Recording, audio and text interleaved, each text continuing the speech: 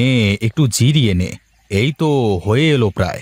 আর দুপাক দিলেই সব জমি ফুরিয়ে যাবে। নে নে, এবার চল দেখি।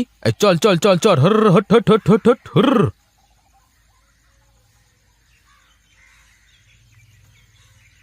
ও দাদা, এই চাষ দিচ্ছ নাকি?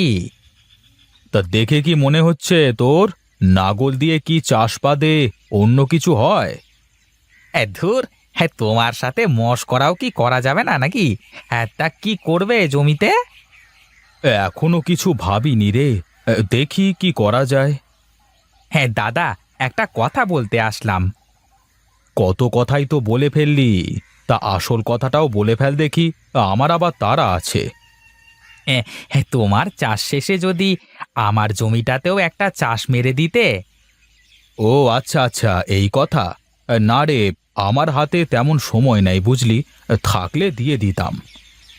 তাহলে আর কি হলো, দেখি অন্য কেউ দিয়ে দেয় নাকি। দেখ, মাঠের মধ্যে তো অনেক লোক আছে, কেউ না কেউ দিয়ে দেবে।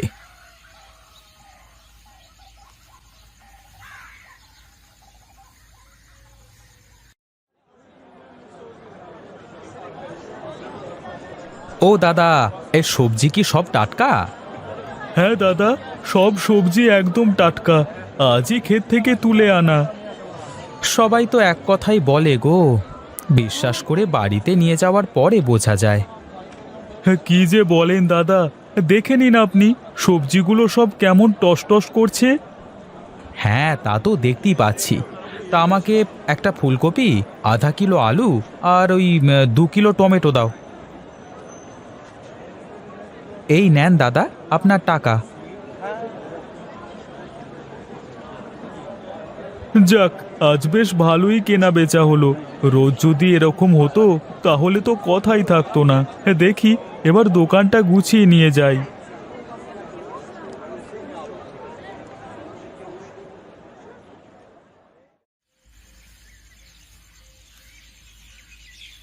সুনীল, এই সুনীল, একবার একটু এইদিকে আয় তো দেখি।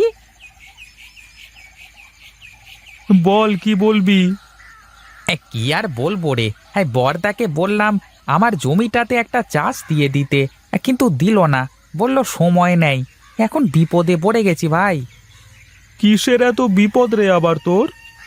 আরে একটা চাষ না দিলে তো এই জমিতে কোনো বীজ বুনতে পারতেছি নে। আর সবারই তো কাজ, তাই না?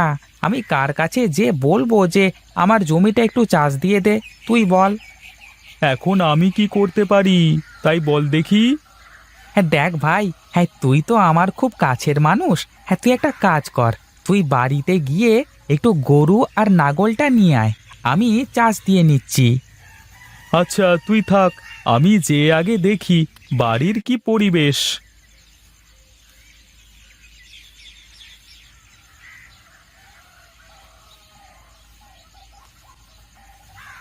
দাদা, মাঠ থেকে আসলে নাকি কেবলই?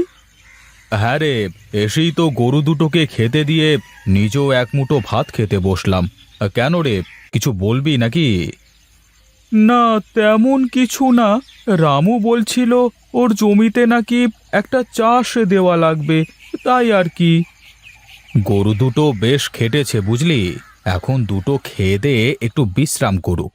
তুই ওকে গিয়ে বলে আয় ও বেলায় চাষ দিয়ে দেব। এই এই তুই বস তো। বাজার থেকে আসতে না আসতেই খালি খালি ঝামেলা। আগে খেয়ে নে, তারপর যা করার করিস। তোমার ছোট বৌমা কোথায় মা? তাকে তো দেখছি না। কোথায় আর থাকবে, গিয়ে দেখো, ঘরেই আছে মনে হয়।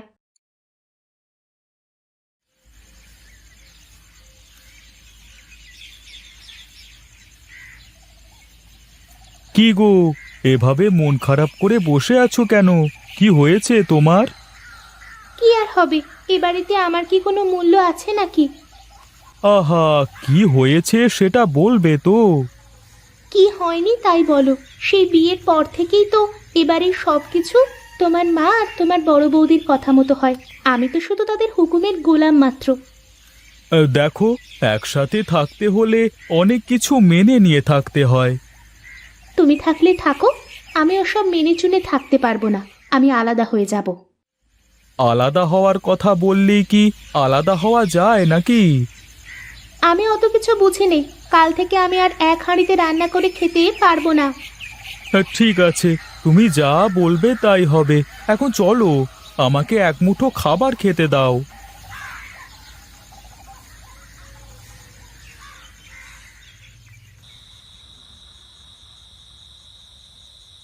এবার বল সুনীল, কি বলবি? আমি বলছিলাম যে দাদা, কাল থেকে আমরা আর একসাথে খেতে পারবো না। এ কি বলিস রে সুনীল? দুই ভাই একসাথে থাকতে পারবে না? কেন থাকবো মা? এ বাড়িতে তো আপনি আর আপনার বড় বেটার বউ যা বলেন তাই হয়। আমার কথার কি কোনো মূল্য নেই? ও মা, তা কেন হবে? শোনো ছোট বৌমা, তুমি এ বাড়ির ছোট বউ। আমরা সবাই তোমার সাথে সব সময় ভালো করে কথা বলি, তোমাকে কম কাজ করতে বলি। এমনকি বড় বৌমাও তো তোমাকে তেমন কাজের কথা বলে না। যাই হোক, আমি আর একসাথে থাকতে পারবো না। শোন সুনীল, তুই যা চাস তাই হবে, কিন্তু তার আগে তুই ভালো করে একটু ভেবে দেখ। ভেবে দেখার কিছু নেই, যা বলার আমি বলে দিচ্ছি। ঠিক আছে মা, বলো, তুমি যা বলবে তাই হবে। এখন সবাই যার যার ঘরে ঘুমাতে যাও, কাল সকালে আমি সবাইকে বলবো।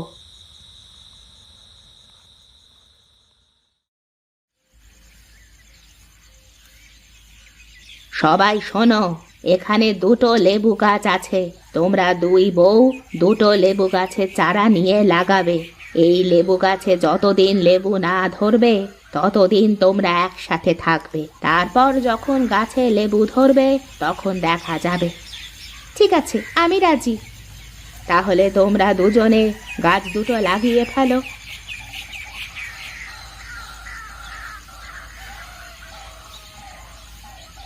কি গো, ওভাবে মুখ প্যাঁচার মতো করে বসে আছো কেন? কি হয়েছে? কি আর হবে, এমনিতেই মনটা খারাপ। উমা, এমনি এমনি আবার কারো মন খারাপ হয় নাকি? কি হয়েছে বলো আমাকে। তোমাকে বললেই কি আমার মনটা ভালো হয়ে যাবে নাকি? না তুমি আমার মনটা ভালো করে দিতে পারবে? থাক বাবা, তোমার বলা লাগবে না। কিন্তু আজ আমার মনটা খুব ভালো। আর মাত্র কয়েকটা দিন, তারপর থেকে যার যার সংসার তার তার, কাউকে কারোর হুকুম শোনা লাগবে না। হ্যাঁ, তুমি তো বেঁচে গেলে। এখন একটু চুপ করে থাকো তো, আমার মাথা ধরেছে, আমি একটু ঘুমাবো।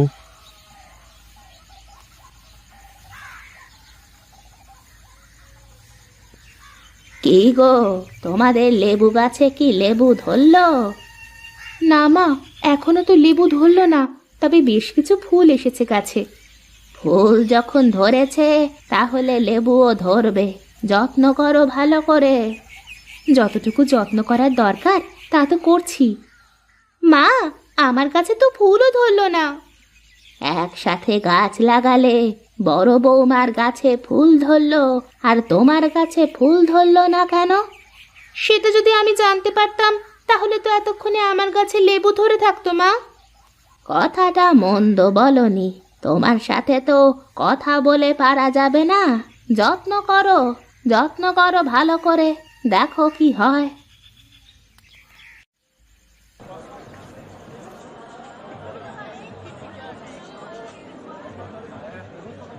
দাদা, তুমি এই সময় বাজারে? একটু কাজে এসেছিলাম রে, তাই ভাবলাম তোর বেচাকেনা কেমন হচ্ছে একটু দেখে যাই।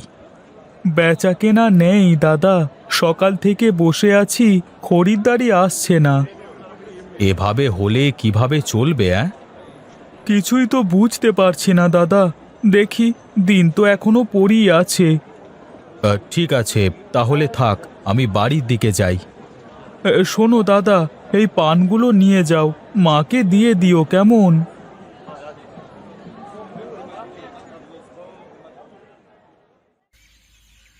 শোনো ছোট বৌমা, তোমরা দুজনে একসাথে গাছ লাগালে বড় বৌমার গাছে ফল ধরলো, কিন্তু তোমার গাছে ফল ধরলো না। এতে তুমি মনে কষ্ট পাওনি? তার বলতে আমার তো খুব কষ্ট হচ্ছে।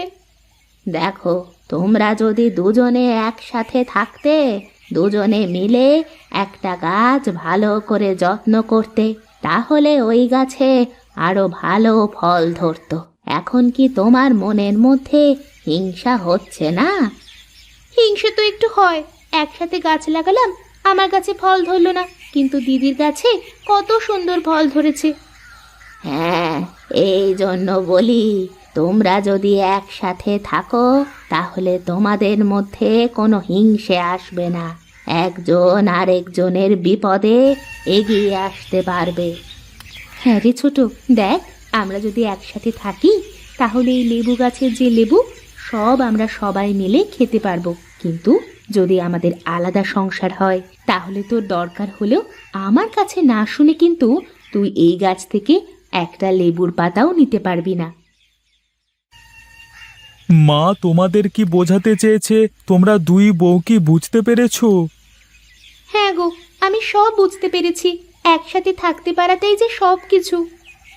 শোনো ছোট বউ, চাইলেই একটা সংসার নিমেষের মধ্যে আলাদা করা যায়, কিন্তু একটা সংসার জোড়া লাগাতে অনেক কিছু করতে হয়। আমি চাই আমি যতদিন বেঁচে আছি ততদিন অন্তত তোমরা সবাই একসাথে থাকো। আমি তোমাদের ভালো থাকা দেখতে চাই। তুমি কোনো চিন্তা করো না মা, আমরা দুই ভাই সব সময় একসাথেই থাকবো। আর হ্যাঁ মা, এখন থেকে এই লেবু গাছ আমাদের দু বোনের। শুধু লেবু গাছ না, এ বাড়িতে এখন থেকে সবকিছুই আমাদের দুজনের হবে। আমি সারা জীবন তোমাদের সবাইকে এভাবেই একসাথে হাসি খুশি দেখতে চাই। ঠিক আছে মা, এখন চলেন, সবাই মিলে খাবার খেতে হবে, তা না হলে আবার খাবার ঠান্ডা হয়ে যাবে। হ্যাঁ বৌদি, চলো আজকে সবাই একসাথে বসে খাবো।